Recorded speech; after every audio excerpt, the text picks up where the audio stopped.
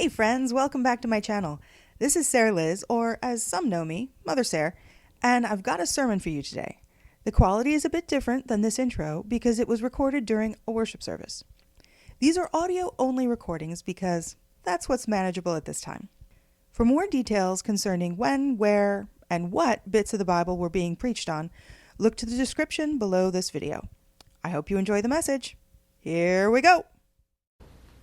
But first, let me talk to you about the tiny little letter that we call Philemon. So, this letter is the shortest book in the Bible. It doesn't have any chapters. It only has verses. We read almost all the letter. We read almost all of the Bible, or all of the book of the Bible. We only cut off that last ending, because I don't know if you've noticed, but in these ancient letters, there's a big, long greeting section. The salutation section of the ancient letters is not like, "Dear Michelle," and then you're done. It's "Greetings to you from Christ our Lord and Jesus and all of the company, and let me name them." It gets long-winded. And the exits of the letters, the closings, are just as long-winded. So we only really missed the long-winded closing. But this letter could so easily be the basis of a Hollywood film. It would be fantastic.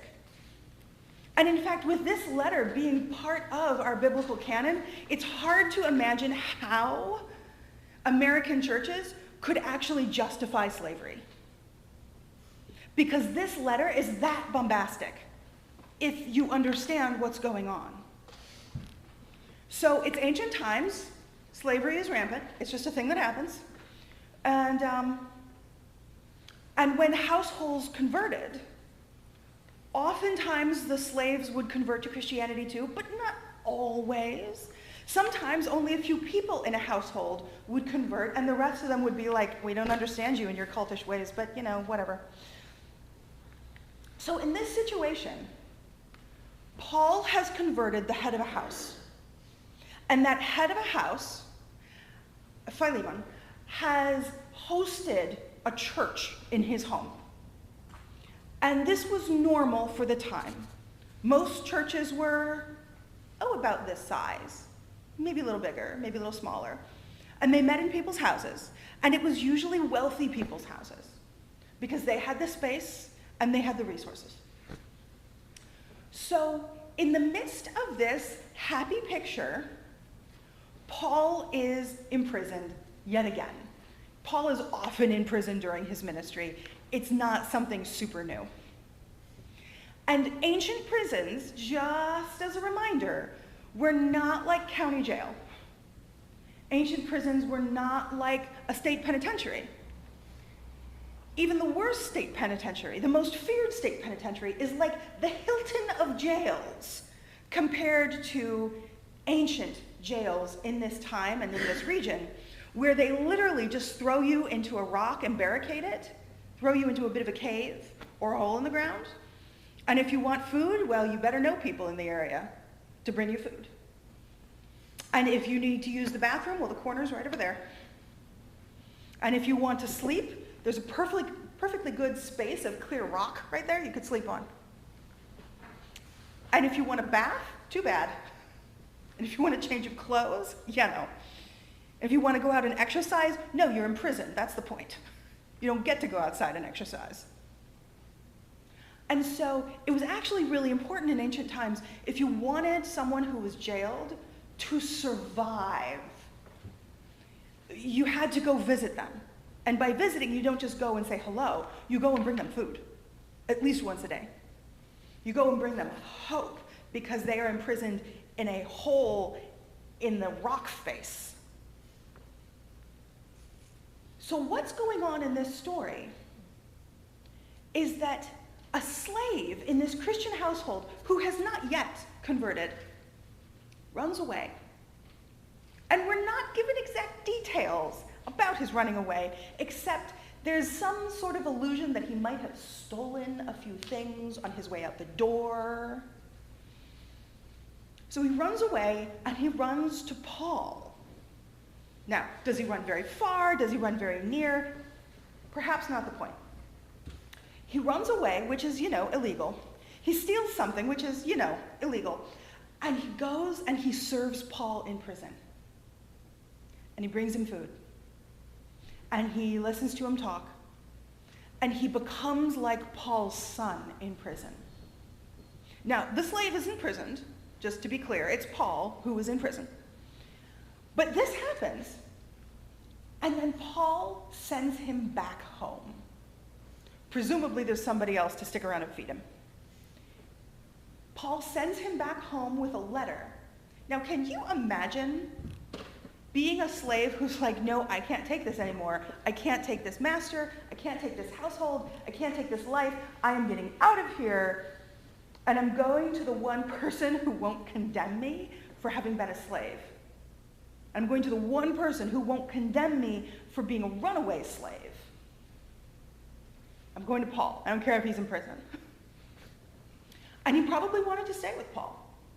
And he probably wanted to continue and travel with Paul and serve Paul. And Paul sends him back. And Paul writes a letter with his own hand, because Paul would often use a secretary, an ancient secretary, an amanuensis. Writes a letter with his own hand, which was apparently execrable, and writes the biggest, best guilt trip in all of ancient literature. He writes the most monumental guilt trip.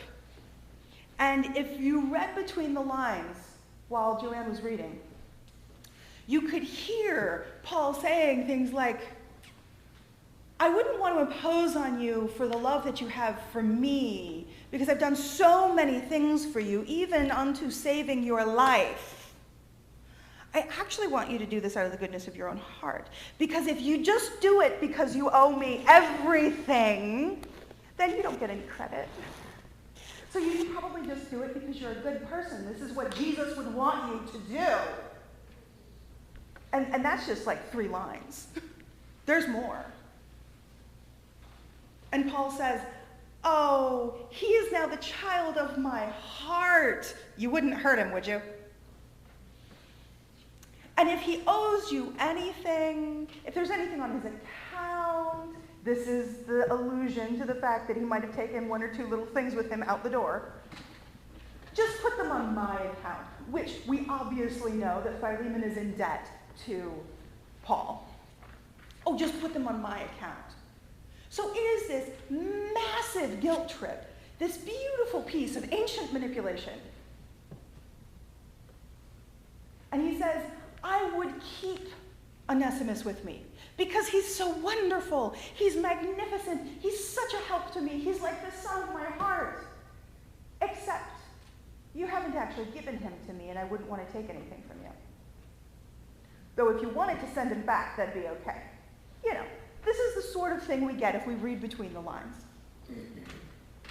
And so, when I think about the difficult gospel reading this morning, the difficult gospel reading that starts out with one of the hardest things Jesus says, which is if you want to follow me, you got to denounce your mother and your father, your sister and your brother, your spouse, your children, your everything.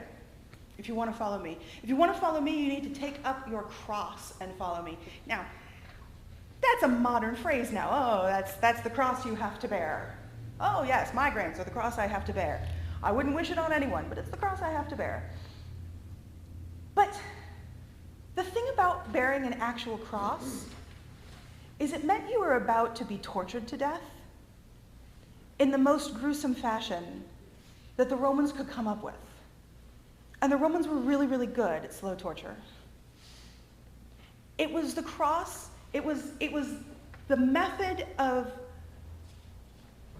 political execution that held the most shame, that was the most public, because people wouldn't always be just crucified on hills outside of town. They would also often be crucified on roadways going into town so that people traveling into town would see what happened if you rebelled against Rome.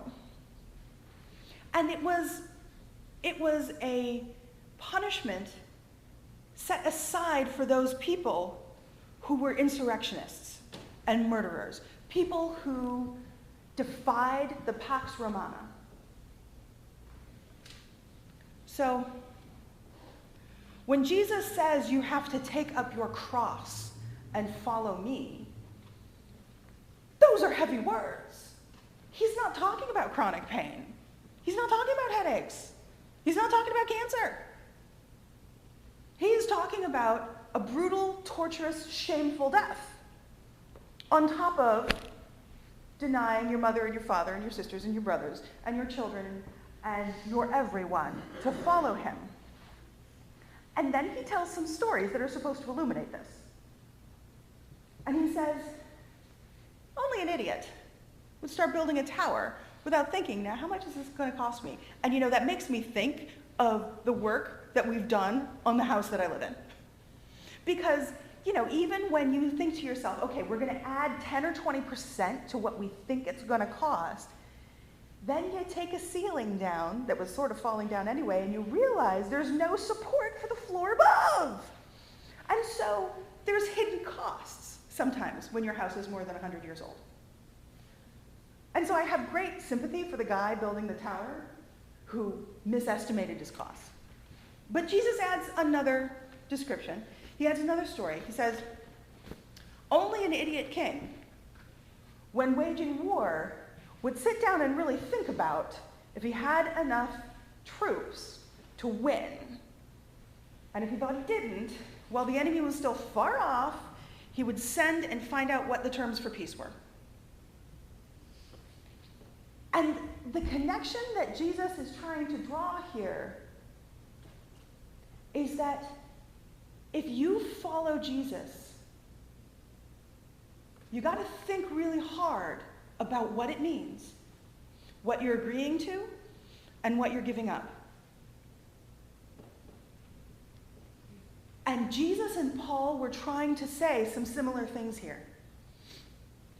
Paul, in his beautiful masterwork of manipulation, was trying to say, you can't take out your rage on your slave that I'm sending back to you. This is a cost of following Jesus.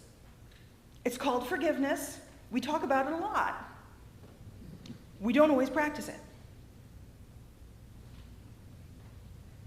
And when Jesus says, you've got to give up mother and father, and sister and brother, and spouse and everybody, just go down the list.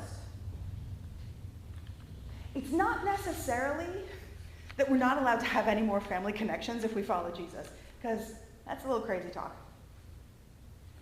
But when people were first following Jesus, they were doing things very much against common sense. They were acting in ways very much against the prevailing wisdom of the time. And that is why sometimes when a family would convert, it was a whole lot easier if the whole family converted. Because if it was only the wife of the family, which sometimes happened, and not the father of the family, if the wife of the family converted, then you usually got, in the ancient Greco-Roman system of how households work, you usually got the matron of the household, and then all of the household servants and slaves, and most of the children. Because in the ancient Greco world, the woman was absolutely the head of the household sphere, and the man was the head of the sort of external sphere, the civic sphere. But if it was a man who converted, you wouldn't necessarily get the wife, so you wouldn't necessarily get the children, and you wouldn't necessarily get the slaves and the servants. If it was a child who converted, you wouldn't necessarily get the parents. You wouldn't necessarily get any of her relations. You wouldn't necessarily get the slaves. And there are great stories of first century martyrs who were ratted out by their parents. Perpetua and her companions is a good one. Perpetua was a young woman who was engaged to be married, and she converted to Christianity. She died in the Colosseum. She was eaten by lions. So was her companions. She was pregnant during her incarceration, and she had a child. and the child was not eaten by lions, I'm happy to report. But her father turned her in, hoping it would change her mind. Perpetua had to make a choice. Do I choose filial love, which was extremely important at the time? Do I choose to be obedient to my father? Do I choose to go ahead with a marriage that has been arranged with the person that I do love, but who refuses to see the light of Christ? Or do I continue on this path to follow Jesus because I know he's right? I know he's right. And they would come to prison to argue with her. And her response, sort of legendary in the martyr community, was a 2-word Latin response. Christiana sum. I am a Christian. That was it. That was the end of the line for her. That is why Jesus says you have to be willing to turn your back on everything that this world says is true, on everything that this world says is wise, on everything that this world says is good, because I'm showing you a better way. And not everyone will agree. To have that conviction of faith, that is what Jesus is talking about. And he largely inspired it just by his actions, whereas Paul apparently had to use guilt a lot. This is still the question that is put to us. Will we follow the life and the lifestyle that Jesus puts forth to us? Loving God with all your heart, loving your neighbor as yourself. There's an assumption there, figuring out how to love yourself. Because if you don't love yourself so good, then you're not going to end up loving your neighbor so good. And that's a rather low bar, and we can do better. And I know I harp on that, and I preach on it a lot. But I do so because all of Jesus' preachings all revolve around that single beautiful concept. And all of his stories teach the same lesson when you get all the way down to their core, that single beautiful concept. And I keep mentioning it because I don't know about you, but I don't manage it every day. I don't manage it every time I even try to do it. Several times a day, I bring myself back and think, wow, I just messed up. I just messed up big. And I repent and I return, and it's, it's good. Jesus waits for me still. But I know it's not just me that tries and fails. And Jesus' point is that we should not necessarily look to other people for support on this. Unless your spouse, who maybe you don't have one because you're little, and maybe you don't have one because you're old, and maybe you don't have one because whatever, but maybe your spouse is in it with you and is there to help, and maybe they're not. My favorite example of family not being helpful is one I got from a teacher. And it was his favorite example. It was a woman he knew, a client, who decided to go on a diet. She was a very large woman, nice and big, just like me. She decided she's going to go on a diet. She's going to tell everybody, so they know to not offer her donuts, things like that. And the next day, her brother comes over with a big box of donuts, her favorite donuts.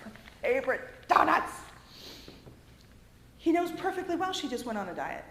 He knows perfectly well that she really needs to lose weight or it's going to really impact her health. He knows perfectly well, and he brought over the donuts anyway. And if you ask him, he's like, oh, I know, they're your favorite donuts. I want to help. I want to be supportive. But any idiot could look at that and think, she just started a diet. How is bringing donuts going to help? Sometimes this is what family does. They love you, and then they accidentally kick you in the shins.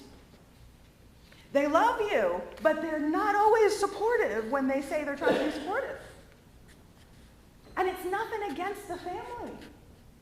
They're just doing their own thing without respect to what you're doing. And Jesus' point was, this is so revolutionary, what I'm asking you to do. This is so countercultural. This is so not common sense. Don't look to your parents to help you. Don't look to your spouse to support you. They're not going to know how. They're not going to know how to love people. They can't do it either. You've got to focus on the light and keep walking toward it, even when someone tries to hold you back. And that is a hard message for this early in the morning. But that is the message the lectionary gives me. Amen. Hey friends, thanks for listening. Sometimes a sermon can lift us up, and sometimes it can leave us thinking. And sometimes we can walk away seriously challenged. This is totally normal, and you're not alone. We're supposed to be comforted and challenged by God in turns. And today may be your turn. See you next time.